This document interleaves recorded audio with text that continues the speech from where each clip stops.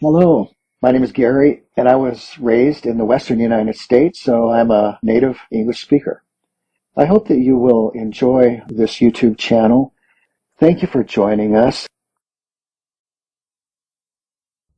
The Lion, the Witch, and the Wardrobe by C.S. Lewis, 1898 to 1963. Chapter 2. What Lucy Found There. "Good evening," said Lucy, but the fawn was so busy picking up its parcels that at first it did not reply. When it had finished, it made her a little bow. Good evening," said the fawn. "Excuse me, I don't want to be inquisitive, but should I be right in thinking that you are a daughter of Eve?" "My name's Lucy," she said, not quite understanding him. "But you are, forgive me, you are what they call a girl," said the fawn. "Of course I'm a girl," said Lucy. "You are in fact human?" "Of course I'm human," said Lucy, still a little puzzled. To be sure, said the fawn. "How stupid of me. But I've never seen a son of Adam or a daughter of Eve before. I am delighted, that is to say," and then it stopped as if it had been going to say something it had not intended but had remembered in time. Delighted, it went on. "Allow me to introduce myself. My name is Tumnus." "I am very pleased to meet you, Mr. Tumnus," said Lucy.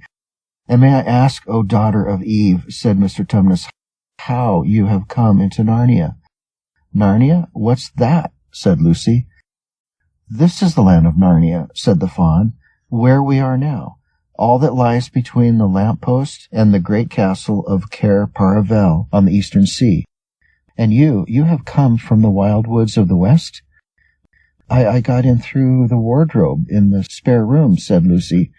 "Ah," said Mr. Tumnus in a rather melancholy voice, "if only I had worked harder at geography when I was a little fawn, I should no doubt know all about those strange countries. It is too late now." "But they aren't countries at all," said Lucy, almost laughing.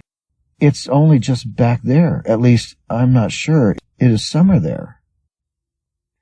"Meanwhile," said Mr. Tumnus, "it is winter in Narnia, and has been for ever so long, and we shall both catch cold if we stand here talking in the snow. Daughter of Eve, from the far land of Spare Ohm, where eternal summer reigns around the bright city of Wardrobe, how would it be if you came and had tea with me?" "Thank you very much, Mr. Tumnus," said Lucy, "but I was wondering whether I ought to be getting back." "It's only just around the corner," said the fawn, "and there'll be a roaring fire and toast and sardines and cake." "Well, it's very kind of you," said Lucy, "but I shan't be able to stay long." "If you will take my arm, daughter of Eve," said Mr. Tumnus, "I shall be able to hold the umbrella over both of us. That's the way. Now off we go." And so Lucy found herself walking through the wood arm in arm with this strange creature as if they had known one another all their lives. They had not gone far before they came to a place where the ground became rough, and there were rocks all about, and little hills up and little hills down. At the bottom of one small valley, Mr. Tumnus turned suddenly aside, as if he were going to walk straight into an unusually large rock, but at the last moment Lucy found he was leading her into the entrance of a cave. As soon as they were inside, she found herself blinking in the light of a wood fire. Then Mr. Tumnus stooped and took a flaming piece of wood out of the fire with a neat little pair of tongs and lit a lamp.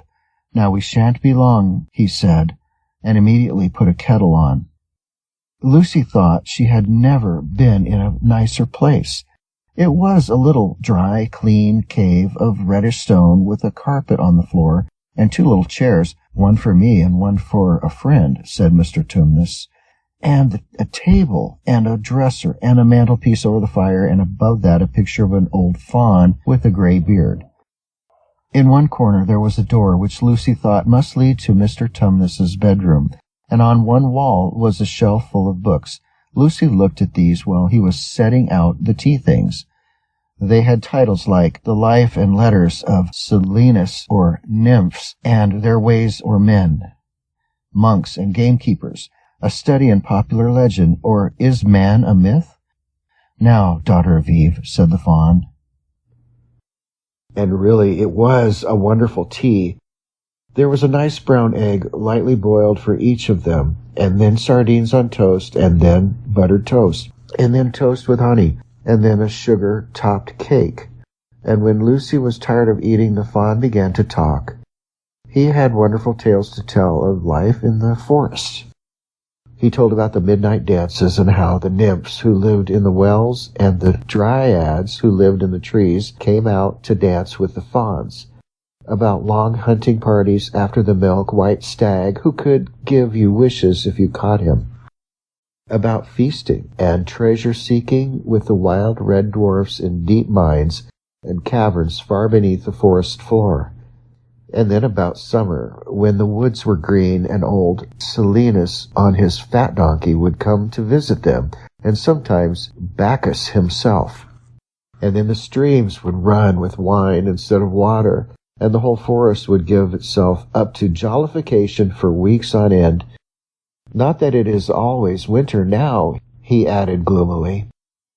Then to cheer himself up, he took out from its case on the dresser a strange little flute that looked as if it were made of straw and began to play.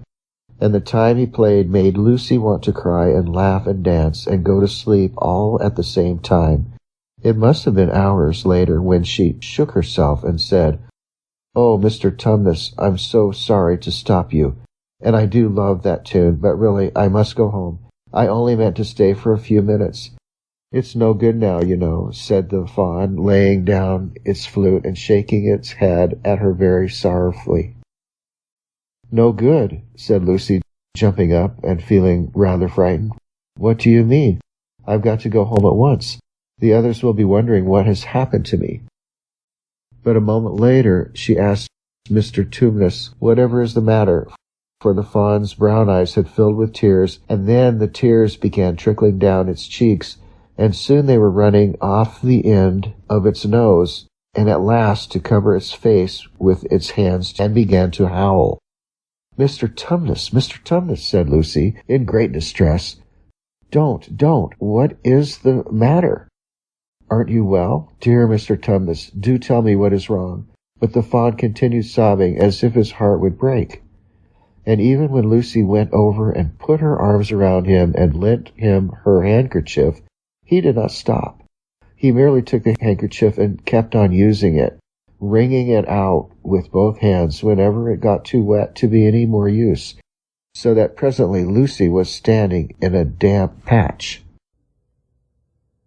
Mr. Tumnus, bawled Lucy in his ear, shaking him.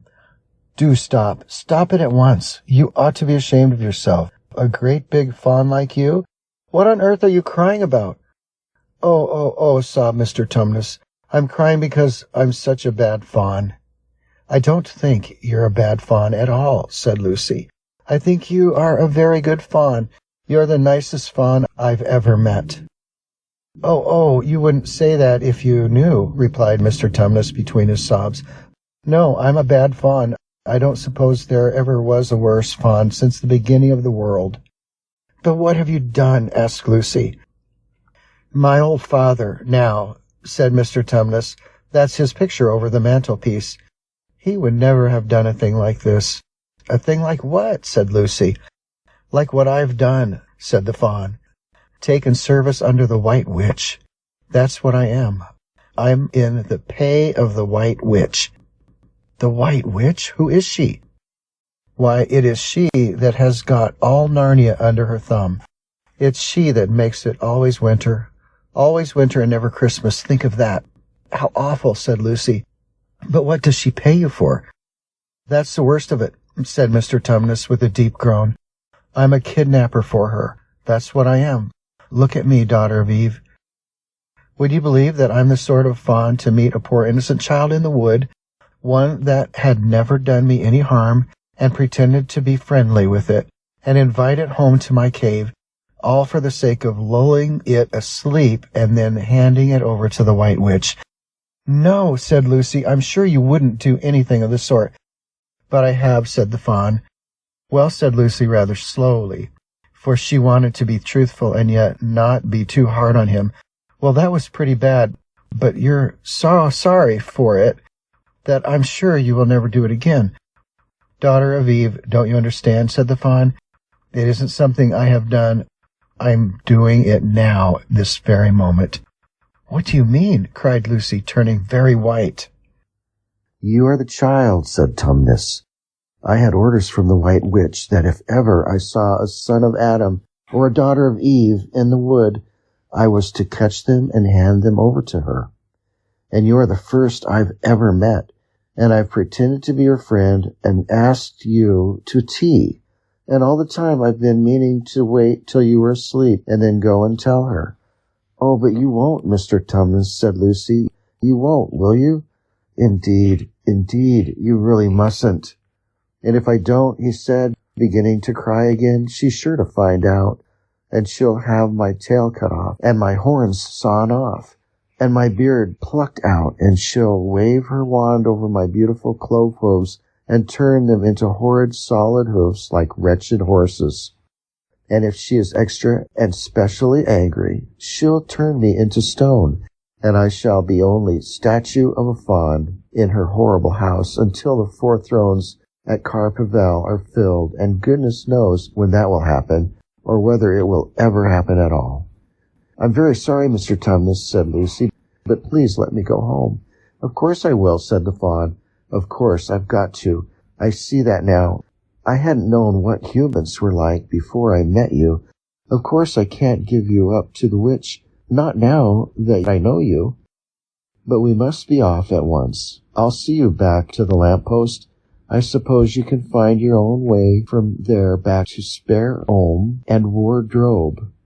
I'm sure I can, said Lucy. We must go as quietly as we can, said Mr. Tumnus. The whole wood is full of her spies. Even some of the trees are on her side. They both got up and left the tea things on the table, and Mr. Tumnus once more put up his umbrella and gave Lucy his arm, and they went out into the snow. The journey back was not at all like the journey to the fawn's cave. They stole along as quickly as they could, without speaking a word, and Mr. Tumnus kept to the darkest places. Lucy was relieved when they reached the lamp-post again. Do you know your way from here, daughter of Eve? Said Tumnus. Lucy looked very hard between the trees and could see in the distance a patch of light that looked like daylight. Yes, she said, I can see the wardrobe door. Then be off as quick as you can, said the fawn. And can you ever forgive me for what I meant to do? Why, of course I can, said Lucy, shaking him heartily by the hand. And I do hope you won't get into dreadful trouble on my account. Farewell, daughter of Eve, said he. Perhaps I may keep the handkerchief. Rather, said Lucy, and then ran toward the far-off patch of daylight as quickly as her legs would carry her. And presently, instead of rough branch brushing past her, she felt coats, and instead of crunching snow under her feet, she felt wooden board, and all at once she found herself jumping out of the wardrobe into the same empty room from which the whole adventure had started. She shut the wardrobe door tightly behind her and looked around, panting for breath. It was still raining, and she could hear the voices of the others in the passage. I'm here, she shouted. I'm here. I've come back. I'm all right.